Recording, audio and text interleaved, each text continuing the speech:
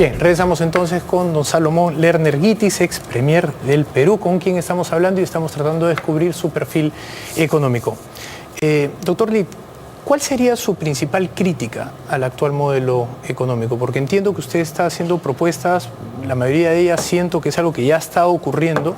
¿Cuáles serían sus principales críticas a este modelo? Porque varias veces usted se ha referido a la gran transformación como un modelo de desarrollo, y de lo que lo escucho no es tanto la gran transformación, sino es un poco más lo que estamos haciendo. Bueno, no estamos haciendo. Yo creo que hay que impulsar estas áreas en donde no hay prioridades en estas áreas para impulsar. Dentro del programa de gran transformación hay una política de cambio de matriz energética.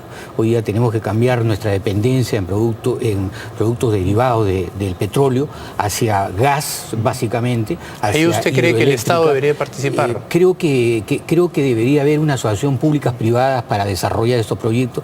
Creo que uno de los proyectos clave fue el gasoducto del sur andino, que hoy día todavía no está definido, no se desarrolla. Entonces creo que la matriz energética es fundamental para la gran transformación. Todo lo que hablábamos en proyectos de irrigación, todo lo que hablamos en proyectos de restaurantes, de hotelería, viene acompañado por una energía más barata que nos haga competitivos no solamente en la parte agricultura, sino en la parte industrial. Entonces tenemos que desarrollar una nueva matriz energética que nos dé posibilidades para tener un gas vehicular, un gas comercial, un gas industrial. Estamos ahí viendo algunos proyectos, pero que son muy aislados. No hay un proyecto fundamental que termine un polo petroquímico, que es la verdadera transformación del gas a productos de valor agregado. Y creemos que ahí también hay un desarrollo hidroeléctrico fundamental que no se está avanzando en ese aspecto, ¿no? ¿Cuáles serían los roles del Estado, entonces, para ser más claro? Bueno, el rol del Estado tiene que ser un rol promotor, un rol de asociación en algunos casos necesarios, cuando tiene que haber asociación públicas-privadas, un rol de entregar una infraestructura importante para el desarrollo de estas áreas en todos los sectores, ¿no? Y creo que esa parte de infraestructura es fundamental, un rol en la salud, en la educación, en la ciudadanía, en cuanto a su formación educativa sobre todo, a darle una capacitación laboral a nuestro trabajador. Pero ideas específicas como, por ejemplo, recuperar, como dice el plan de la gran transformación, ciertos sectores llamados estratégicos, nacionalizar ciertos sectores, el devolverle al Estado un rol empresarial, ese tipo de visiones, ¿no lo veo usted muy... Bueno, lo moderno hoy día en el rol empresarial del Estado es que debe haber ese acompañamiento de promoción, de desarrollo y también de asociaciones públicas privadas, y en algunos casos estas empresas estatales, que hoy día todavía tenemos empresas estatales, hay que tener en consideración que Petroperú es la empresa que vende más en el Perú, 6.000 millones de dólares, es la primera empresa del Perú más importante y con activos muy importantes. Hay que hacerla una empresa moderna. ¿Qué significa ser una empresa moderna estatal?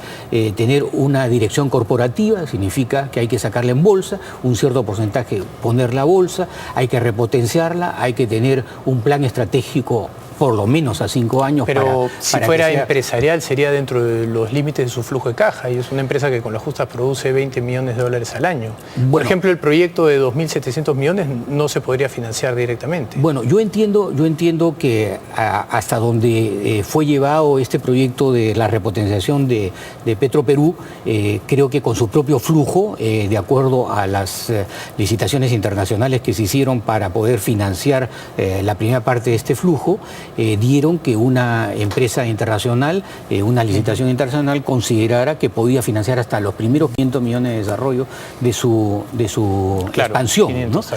Entonces esto hay que ver de darle todas las posibilidades a una empresa para que se desarrolle. Como lo vuelvo a repetir, lo más importante es una empresa estatal que sea corporativa, es decir, que tenga una dirección, que no tenga una tendencia politizada dentro de su propio trabajo, sino que tenga un plan por lo menos mínimo de 5 años, que esté en la bolsa, que todos los peruanos tengamos acceso a ello y que pueda tener financiamiento a través de esa bolsa, no simplemente al financiamiento del flujo de caja, sino financiamiento a la garantía y a los activos que pueda representar esa empresa del Estado. Eso es lo moderno hoy día.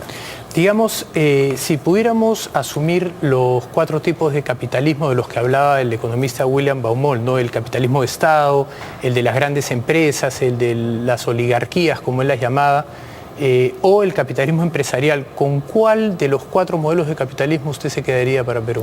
Un capitalismo democrático, un capitalismo en donde exista una democracia. Me da miedo que se termine siendo el oligárquico. No, que haya democracia en la oferta y en la demanda, que haya democracia en los consumidores, que no haya oligopolios, que no haga monopolios, ¿no? En donde realmente los consumidores pudieran tener... O sea, un capitalismo de Estado, mejor dicho. No digo un capitalismo de Estado, vuelvo a repetir, un capitalismo en la cual haya una democracia de oferta y de demanda. Significa Pero eso ocurre en el mercado. No ocurre en el mercado, porque hay mercados que son oligopolios o mercados que son monopolios, ¿no? Que no necesariamente se traducen en precios. Por eso le digo, así como hay un capitalismo que se democratiza la capacidad de la apropiación de la renta a través de un capitalista, debe haber una democracia en el consumidor que tenga la posibilidad competitiva, que no exista un mercado en el cual ese monopolio pueda imponer las condiciones. O sea, usted trataría de que los mercados funcionen más libremente, que hay más competencia. Más competencia, más democracia para el consumidor, para que el consumidor tenga capacidad para Por eso, poder más elegir. mercados, más libertad, más competencia. Y justamente más derechos para los consumidores. Correcto. Básicamente, usted me está hablando entonces de una línea un poco parecida a la que hablaban a la pregunta cuáles son las medidas que debería implementar el gobierno: incentivo de la inversión privada, implementar la reforma del Estado, nombrar a un empresario como premier. Usted está de alguna manera siguiendo la línea peruana, pero también hablan de reducción de impuestos, privatización de empresas, flexibilización de leyes laborales. ¿Qué opina usted de esas medidas? Bueno, fíjese, reducción de impuestos en una situación hoy día en donde realmente la capacidad de ingresos tributarios se está reduciendo por justamente la caída de los precios de los metales y también, aparte de eso, la menor demanda de productos de exportación no tradicionales y tradicionales. Creo que hoy día va a ser sumamente complejo poder hacer algún tipo de reducción de impuestos, ¿no? Eso es por la parte de impuestos. ¿Pero eso no ayudaría a formalizar un poco más la economía? Mire, eso ha sido una discusión... Y de paso también a ponerle un gancho al Estado para que no siga creciendo, Eso ¿no? ha sido una discusión en un momento dado en donde el crecimiento da oportunidad a ese tipo de reducciones, ¿no? Todos hubiésemos querido que se llegara pues a que el IGB, que es justamente un impuesto a toda la clase trabajadora, a todos los consumidores, no solamente del A, sino especialmente hacia el C, D y E, se redujera, ¿no? Pero hoy día tendríamos que buscar otras fórmulas que tendríamos que encontrar para que se reduzca un IGB que afecta a la mayoría de los consumidores en las clases más necesitadas, más populares, para poder reemplazarlo y poder la flexibilización subsistir, laboral, por ejemplo. ¿no? Bueno, en ciertas áreas yo creo que la flexibilización ya está dada, ¿no? Lo que creo que es importante es buscar la productividad y competitividad de nuestra mano de obra laboral. Entonces ahí hay principios que hay que estudiarlos, que son principios de capacitación ¿No le parece laboral. que la legislación laboral es muy rígida? Tenemos 75% de la PEA en el sector informal por alguna razón, ¿no? Bueno, yo diría que ahí lo necesario es tener competitividad y productividad. Vamos a poner un caso... Justamente, la mayoría de estudios dicen que claro, flexibilización mejora sistemáticamente la productividad, ¿no? Sí, claro, pero hay que buscar, digamos, una capacidad productiva y competitiva para que nuestro trabajador, que nos cuesta a todos formarlo, ya sea en la universidad o en centros técnicos, ¿no? Con los sueldos de salario que tiene Perú, no emigre y se vaya afuera para trabajar en Chile, Argentina, en donde los salarios es mejor. Entonces, creo que hay que combinar un tipo de acción. Yo le digo el caso de la huelga de la Federación Médica. Las enfermeras hoy día se van con 1.500 euros a trabajar a Italia o a otros países de Europa o acá en América Latina, ¿no? Y estamos pagando, digamos... 3 consejos entonces para el presidente Humala, ¿cuáles serían para, digamos, hacer cambios específicos en este modelo, si usted tuviera que darle? Bueno, primero, cumplir con las metas de la matriz energética. Yo creo que es muy importante de una vez definir cuál es la matriz energética, qué es lo que tenemos que desarrollar en gas, qué es lo que tenemos que desarrollar en hidroeléctricas, qué es lo que tenemos que desarrollar en otro tipo de energía que son los hidrocarburos normales, con la seguridad de medio ambiente que son las adecuadas, ¿no? Creo que hay que ir a una actividad muy enérgica en la seguridad alimentaria y en la capacidad de irrigaciones que nosotros tenemos en la costa peruana. Por ejemplo, le digo solamente costo-beneficios. Este año es el año del riego y se ha hecho un programa de 1.000 millones de soles en la sierra.